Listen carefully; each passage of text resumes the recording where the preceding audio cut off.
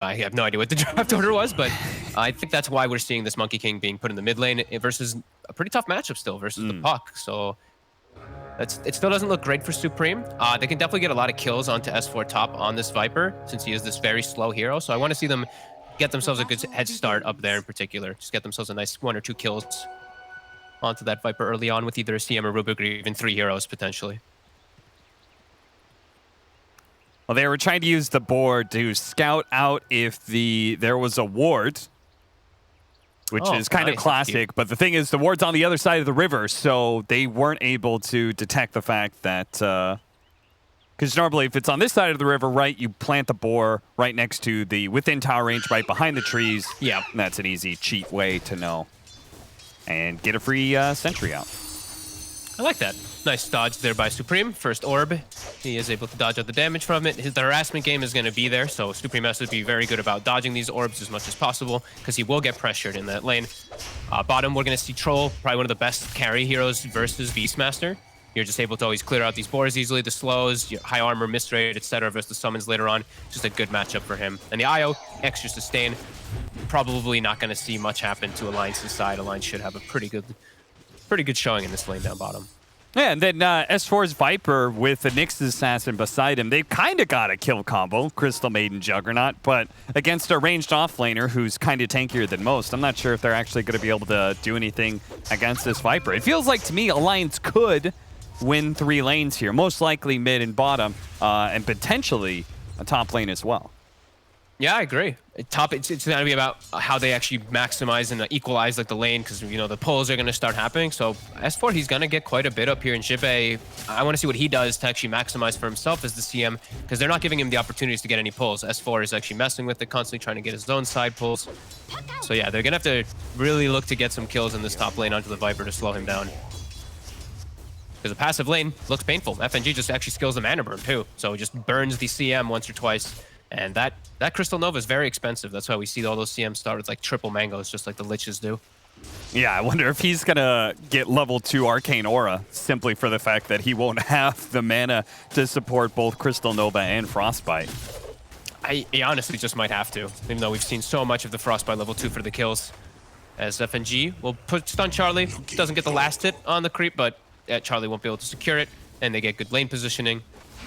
So yeah, these lanes for Alliance looking really solid. Chesty's actually doing better than I thought he would. Already down bottom. Yeah, they just keep on pulling the waves back. And Hanskin can only do so much against to harass a Beastmaster when he's got his boars out. And if the lane's going all right in the first round, where you've got level 1 boars, it's a good sign for the future, right, Fog? Yeah, they're never going to be able to pressure the Troll Warlord, though, is the issue. He'll just be able to get his own down here to deny he popped the mango, but he was 7 mana short to get off the Crystal Nova, and the Courier's going to die. FNG's going to pick that up. So, win-win there for Alliance. They get the kill. S4 gets out, nice and easy. They get a Courier kill. Look at this. They're even body blocking Charlie, so he misses some of the wave CS too. Might actually get FNG killed, but it was cute. Cute idea, but ultimately not worth. I love that. You get so in your head, you're like, wait, he could just spin me down. Oh god, this is not a good play. Oh well, it happens. S4 did TP to the tower instead of to the base, so he's actually still able to stay up here and get XP. All right. And he's just been burning through tangos to get himself back up to that nice and healthy range. Supreme, 15-4 compared to 18-4 on Limp's Puck. Does manage to get the Jingu stack there. Very important as he was running out of regen in this lane. Same goes with the power runes that's coming in. That's why Era's already here. Era? Hanskin, he joins in. He followed the Rubik down here. Supreme's going to come over. Can they get it? Telekinesis tossing him closer to the Monkey King. He does manage to grab a regen rune there for Supreme. A big pickup as preventing the Puck from refilling that bottle. That could have been kind of disastrous for the mid lane. I might actually win him the lane. Actually denying that rune and getting it for himself just even for that hot second. Yeah, Puck has to go back to base. He's able to sustain here. All right, that was a big rotation from Era helping out. Almost pays cost with his life, but a really heads-up move, which kind of salvages their laning phase here, as it was looking a little rough. Now they've evened out across all 3. And we'll get to see where Era looks to go as we see the Puck TP back to mid. Yeah, Supreme's gonna have a good advantage in experience now. It's kind of unfair. Puck is a mid-hero right now. Way he scales and everything else, but then just, you know, even if somehow, for some reason, something goes wrong and you have to be sent back to base, well, you're going to be one of the faster heroes to do it if you've got the mana for Illusory Orb, so Limp really wasn't gone that long. Yeah, Puck just is such an absurd hero with all the buffs and changes. Really does feel like it. Limp, though. Oh, going for it. Hit Supreme. Gets the Jingu. He's going to pop this out just in case because he knows the Limp's got his next round of spells coming up, so he doesn't want to risk it. Courier again. FNG throws out the stun. He's going to die for that play, though. Went for the healing ward. Almost got it as well, but we'll pay with his life. He's securing the lane for S4, though. Like one of the deaths may be unnecessary, but S4 doing really well top. 27-6 compared to 22 of the Jug. They're making Charlie move around for these kills, so it's making him miss last hits, but he's getting kills to make up for it. And now they do actually get a side pull off as well to reset the positioning of the lane. So S4 has to be very careful how he does step up here. He does have that Nether Tox, but you could see Charlie wants to make sure that S4 is pressured here and doesn't get a lot of those last hits on the big camp. The Mana Burn goes out. Charlie does get a Mango, though, to be able to pop the spin here. Challenges FNG a little bit, but he knows it's not going to be enough to get the kill, so it's Zibe who's going to pay the price of Charlie's aggression here. He's going to fall. S4 continues to be in control of this lane. And they're actually able to pressure. That's the important thing that we're seeing is S4's farming, sure, farming, but Chessie is dying. Unable to actually slow down the farm of the troll at all. While look at Charlie, he is significantly slowed down in comparison. This offlane Viper is working really well for them right now. 2k gold advantage already off of all this. And now Limp is able to actually force the Monkey King back to reset away. Going in again in this bottom lane, trying to catch Era as well. You can see Charles kind of a crazy hero. Top lane, he's very low on health. They may just turn and right-click him down. He has to back away the last couple of spin. S4 does hit him once, but not enough to keep pursuing. Poison attack being level 3. Got to be careful, though, especially with Supreme being forced back. Means he can actually rotate over S4. I think he knows he's dead here. There's no escape out of this. Supreme will take the kill. Monkey versus snake. Nice move. Will cause the pressure to happen onto the mid tower because of it, but they need to help this top lane. The Jug's getting slowed down too much. I like that from Supreme. Yeah. And all 3 lanes, Alliance, yes, free farming, and now it's Nico Baby with an absolutely uncontested lane. As even before it was pretty much uncontested, he actually was getting extra farm because of the Beastmaster Force. He'll get a free Maelstrom farm down here, and very little ways to pressure this troll with the way that they've set themselves up in the draft. Yeah, Troll just feels good as a laner with his basic skill set. But then on top of that, the fact that you've got a few different items you can go to win against certain matchups. So the phase boots against this Beastmaster makes the lane really easily. We've seen with Miracle up against the Timbersaw, the early Javelin approach was a pretty cool idea. And he's into a draft that it's weird because it's a lot of physical damage with Beastmaster, Monkey King, Jug.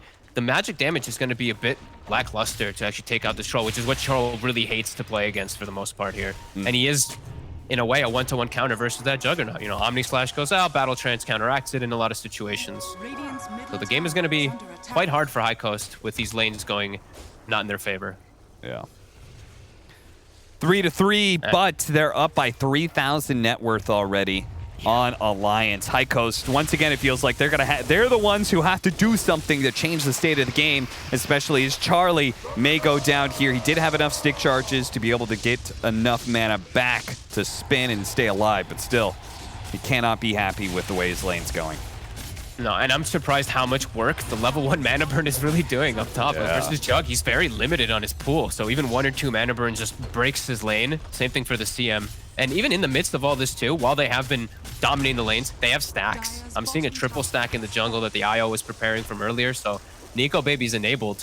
While on the other side, opposing side, they do have a 1 double stack, but not the same. The Jug takes a little bit more time to clear those out.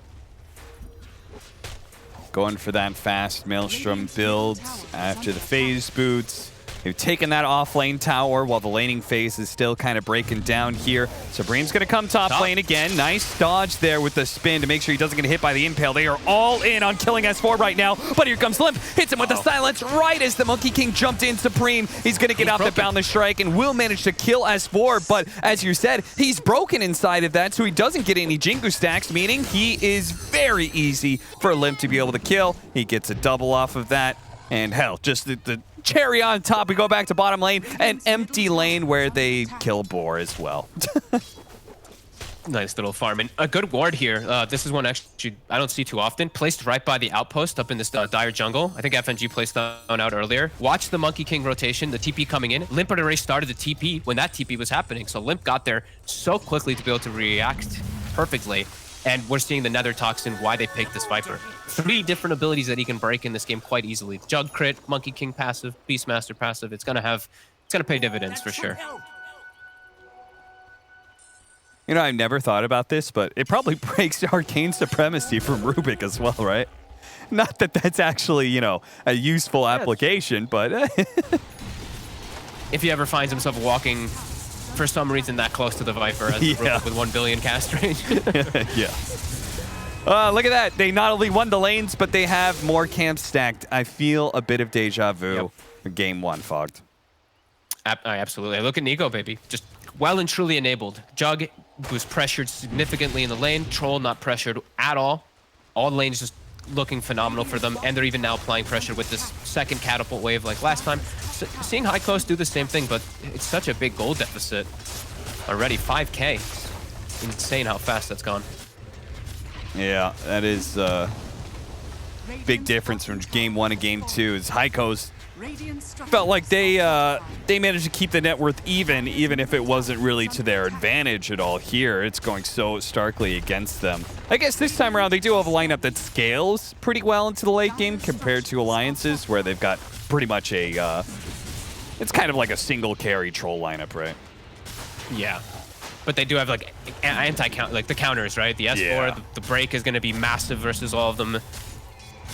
And Troll has just such a good matchup versus Omni Slash. that he's playing against. The Omni Slash. It bounces away from Hanskin. Instead, it goes on to FNG. He used the Vendetta to be able to get away, and now we just popped a bunch of ultimates to not get any kills. Chessie comes in through the side. Nico, baby, got to be careful of that melee Necronomicon unit. The Boars are slowing him down. S4, is he going to die? Telekinesis, pull back into the Boars. The Boars die. Era manages to get the kill here, but he will die in turn, looks like, from the Nether Toxin, or maybe not. He actually barely survives FNG. They found him.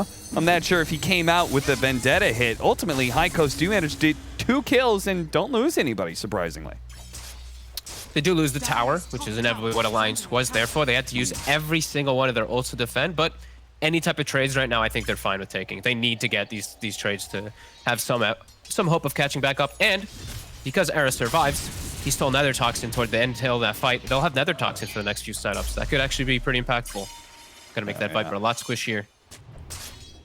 Good way to be able to kite the troll or limit the effectiveness of the IO. Yep. We'll see what they do with it.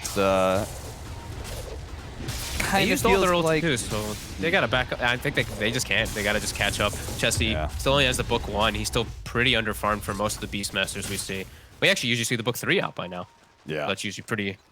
That's definitely a big indicator. All 3 towers are already taken as well. Team with Beastmaster is actually only taken the 1. Oh, they're going to go for it here. They have to relocate, so they just go ahead. Throw down the catch here, the Dream Coil. I always love it when teams make a concerted effort to shut down a Beastmaster, because this hero, I think, is pretty crazy right now. When he gets the Necro 3, he just feels impossible to fight into, so just stop his progression. Don't let him get to that point. Yeah, I definitely agree. I just love when I see relocates. Relocate Gant's actually done. I feel like we see so often it's just a relocate as it's a defensive posture, but with Coil, they can always set up. With Vendetta and with Coil, they have easy ways to set up any of the split push that is going to be inevitably coming from High Coast, as they are so far behind right now. It also means Nico, baby, he was left there, so he's going to kind of sweep through the jungle, his own jungle, in this 13 to 14 minute mark where there was a bunch of camps available, so very efficient move for Alliance. Top of everything else. FNG underneath a sentry here, but we don't have any... I mean, I guess Era is there with the telekinesis, but maybe it's just not enough. They're just trying to get some type of catch-up, it looks like here, playing pretty defensively. Really trying to finish up these books. Like Chessie, as we said, the book 1 was done, but he still doesn't have book 2 because of that death before. Now he'll have it, so they're a little bit stronger about it, but it really feels like he is the dictator of their power windows with these books, because besides that, their fight just looks pretty weak still at the moment. Especially into Alliance's heavy sustain, like very tanky lineup. Yeah. What do you think about S4's build up here? He's going to Crimson Guard against the Monkey King Beastmaster. I love it. I think all he needs to do is just tank up. Doesn't matter if he's broken. He'll be able to tank versus those minions. They find an easy snag onto Jibe, but I think this is a really good approach by him. He switched to the Atos right afterwards. He already still had the crown. But either way, it's just any type of tanky items. I actually think I may have liked the Crimson a little bit more, but maybe he feels like they can just set up for more kills if he has an Atos. Then they have 3 ways to set up ganks with Io. Nyx, an Atos, and a Coil. Yeah, I thought it was kind of interesting. It's not a typical Viper item that we see, but it is a great game for Crimson Guard versus Beastmaster, Monkey King. Hell, even in some ways, the Omni Slash of the Juggernaut. Supreme. He is going to show up here, tries to get out the Wukong's command. Okay, that's going to give him some armor, a little bit more tankiness, but ultimately the magic damage that's raining in for the Maelstrom should be enough. The puck spots him, hits him with the Witch's Blade, and that's going to take him out. However, tossed back in, never mind. He gets silenced out. The Crystal Maiden Freezing Field no longer there. Where the cores, they're not here at all. It was only the 2 supports to back up Supreme, so Alliance are able to just keep on hitting High Coast, knocking him down. 2 heroes fall, and they can continue. They're just going to go for more. This push is, yeah, they've got another Dream Coil pretty much being used off cooldown every single time. They can get a tier 2 tower with this Siege Wagon, potentially. They're just starting to get really outplayed around the map. They're not able to actually have any real pressure. Chessie's just jungling with the book. And I feel like he's the one who actually has to be the one to pretty much make anything happen in the game. He's got book 3 done, so I think now he really has to do something. Otherwise, Alliance is just going to run away with this, as they already are. Alliance might just actually set up for a Roche pretty soon. So Chessie, with this book 3, he's going to have to make leaps and bounds of space somehow for his cores. Okay, so how do we set that up? We hit our power timing. Okay, we got Necro 3. We're really strong on this hero. What kind of move are we looking for? Oh, God. He has to be there to counteract. He has to be there to counter gank, or even just get the initial setup with the Hawk and Vision. But the thing is now that they're actually so rich that the book 3 is a lot weaker. When you get book 3 at 11, it has that huge spike, but now it's quite a bit weaker as FNG's going to walk right into it, and Limp is here. Okay, so that'll be a pick off in the Nyx Assassin. They're actually going to relocate into this one. They want to be able to fight. The Omni Slash immediately going down. Hanskin, he's going to get popped real quickly. So too does the Crystal Maiden, but Charlie's going to try and chase away the puck. Limp, has to jump away to his orb, so it's a decent fight. They get 2 supports for their 1. Can they catch a little bit more? Supreme immediately going to bound forward, catching S4. Dream Coil managed to grab a bunch of heroes here. S4 dealing with all those Necronomicon units will end up going down. The Monkey King ticking a little bit, but ultimately he does survive. Next up is Nico, baby, trying to use that phase boots, that burst of movement speed to get out of here. High Coast won't be able to pursue, still being peppered away at by Limp as he continues to harass High Coast back. Not a bad team fight for them. The Dream, right? They're limited a little bit by their actual way of starting a fight, which with just book. Like, he doesn't have Blink, they don't have any other heroes like a Clockwork to start in. But if they just walk up into you, you get the Dream set up for the Roar, you get your book summons and everything too. So that was kind of handed to them a little bit there, but it was perfect for them being set up around the area. Yeah, at first I thought it was like, oh, this is perfect for Alliance. The big move, the big timing of High Coast, and they run into a Nyx Assassin. Like, okay, that's your smoke breaker, even though it wasn't a smoke. Like, no problem, just reset. But then they made the call. We're actually going to fight this, and the relocate in was kind of disastrous for Hanskin. Yeah, they couldn't even hit the healing ward either. It's full duration. You see it there in the midst of the whole entire fray of the battle. So even though the Viper Sting and all that comes out, yeah, they can't commit. That's probably the worst place that Alliance could pick a fight there onto that high ground. Some breathing room for High Coast to get and finish up these next few items. They're still very far from any type of real defensive. They just have Maelstroms on both of them. So still just probably have to just play around Chessie's book whenever he does have that summoned. And Era does at least have Carapace stolen, so he can make some cool plays versus the puck. In particular versus the Viper too, he can definitely set them up and get them out of position.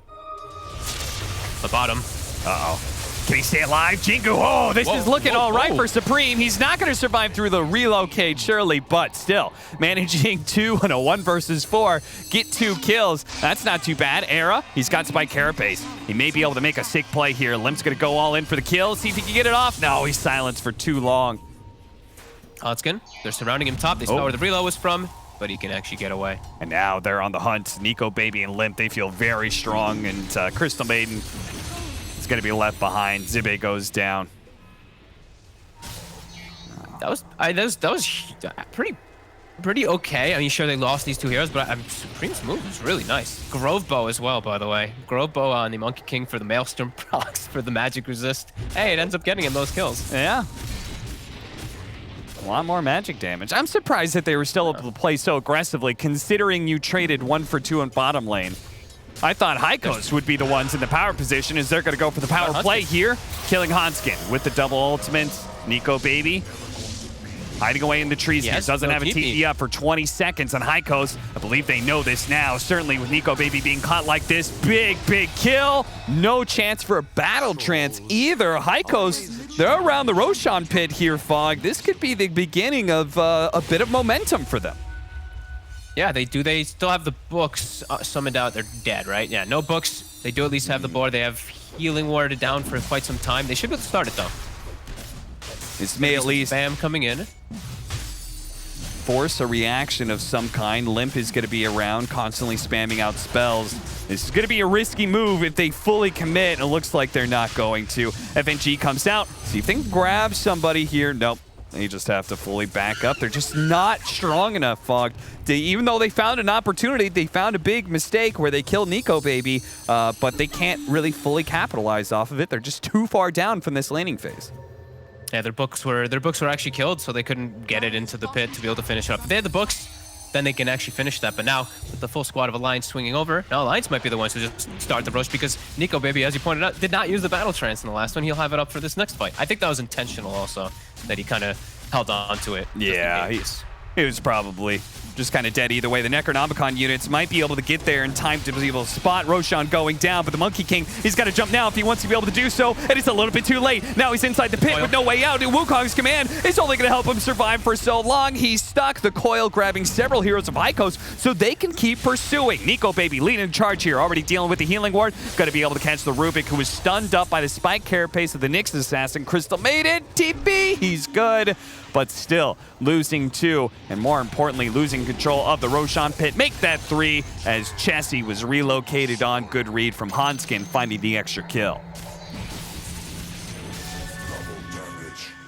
Uh-oh. That was their hope to come back in this one. Now it's a 12,000 lead in such a quick manner. As Limp with a beautiful setup in the back there. As soon as... It was definitely just a miscoordination coming out from Hykos too, as he jumped in on the Monkey King. They got coiled in the back trying to follow up, and they're just completely stuck to fight. Omni Slash bounces over. Oh no, he stuck onto a range creep, killed it, and then Alliance was out of range. So he tried to make real, I guess, liberal usage of that Omni Slash with the DD to see if he can get a kill, but doesn't pay out for him. Fortunately, doesn't die, but they still lose that tier 2. And now they have to play versus such incredibly farmed chords who already have had this huge lead the whole time. Now S4 has the Crimson Guard after that Atos that he did build. Outpost going to be taking everyone on Alliance. Pretty rich, and Hykos starting to feel pretty out of this game. Starting to feel really tough for this Jug and this Monkey King to really do much of anything after they've just never had any lead in this game. It's literally just been Alliance the entire time dictating and just keeping that lead very constant. I'm pretty sure you can kind of poke at high ground here of Alliance. Yep. You can force them back maybe, but you still have 3 minutes of Aegis timer here with already a ton of map control thanks to all these tier 2s that immediately fell. Yeah, they can look to play sentries, have your IO troll paired up, and you guys can still, I think Alliance can still play very aggressively around this jungle here. If Hykos does look to swing over there, they're just going to bring the 5. They can just relocate over. So for Hykos, maybe looking to set up a smoke play and just try to catch the 2 bottom could be an option. It's still tough because of how big Nico Baby is, but let's see as Charlie. Troll's pretty fast. Troll can certainly catch him, but look at this, the smoke. It's all a bait. They're going to try and catch the IO here, but eventually they're going to be forced to commit to go on to Nico Baby. This leads to an opportunity for relocate out potentially. Though they manage to grab him right as he jumps in. The Wukong's command, it's out. Can they kill Hanskin really quickly before he gets out of the ring? He does manage to do so. Nico Baby has popped his ultimate and is chasing away, but is being kited expertly by this team. But Monkey King's left inside of his pit. He's got the Jingu stacks, but he doesn't have the Boundless Strike to be able to heal up, and ultimately Nico Baby's just too strong for them to be able to fight. What an entrance from Lip, catching the back line once again. He's always there to catch them on the retreat. So as a result, Hykos trying to go for a next level move, going for the IO +1 play, instead are going to lose 4. It was the right play for them to do. Just Alliance they were ready. They set up so quickly. The instant TP is just reading the map perfectly, and just know the only way High Coast has a chance to come back in the game if they can actually isolate the 2 of them. And now onto high ground. Their power is really just showing in every single one of these fights. Yeah, Charlie knows he can't fight, so he's just getting what he can out of the map. Takes the mid-tier 1 tower, but he is going to be watching that bottom lane of Barracks die from the fountain. I love watching Limp when he's playing his super comfortable heroes. Like, he just makes so much happen, and he's, like you said, the frequency of coils in this game felt like he coiled every single one of the cooldowns in a perfect attempt. Like, he's just always been there to break High Coast whenever they do have a hope. As Nico Baby 6-1 and 9, just charging at the Monkey King, charging at anybody he sees on the map. Yeah, that was something that was nerfed recently too. Level 1 coil is 10-second longer cooldown than it was before. Didn't feel that way with the way Limp was playing, because he was just, the second it was off, he was searching for kills, searching for pickoffs, and now it's 20,000 net worth lead. That is monstrous at 26 minutes. Especially with a Troll who just has a fantastic core matchup, says the Omni. We'll catch S4 on the front. Yeah, and maybe they can actually burst him down, but they're going to have a hard time. Okay, the Primal Roar going down. They need to be able to help Charlie, but he's quickly just taken down by Nico Baby. He pretty much runs over anybody he encounters. Next is going to be Zibe, who's hiding in the trees best he can. Please, God, no. But it is too late and too gone. This game for High Coast. They are certainly going to struggle to hold this high ground. Even worse if they lose more cores outside of the base, and that's going to be Supreme now dying thanks to the setup from FNG. Onto the high ground. Aaron does still have Nether Toxin stolen. We'll slow them down a little bit. But with Monkey King dead for 40, this is looking like a pretty easy Rax. And they also will have Coil again up in 30 seconds. Alliance is still very ready to fight, and High Coast may have to just bow out of this one any moment now. Yeah, with their cores dead for this long, and I mean, maybe they could have gone 50, 60 minutes on a more even net worth, but not in this game. Once again, Alliance just proving to be the superior team by being able to take control of the game for the first 5 minutes and never really letting it go. Nico Baby. All right. With the battle trance is forced onto the T4s. He'll have to back away with the BKB. A little bit of respect given.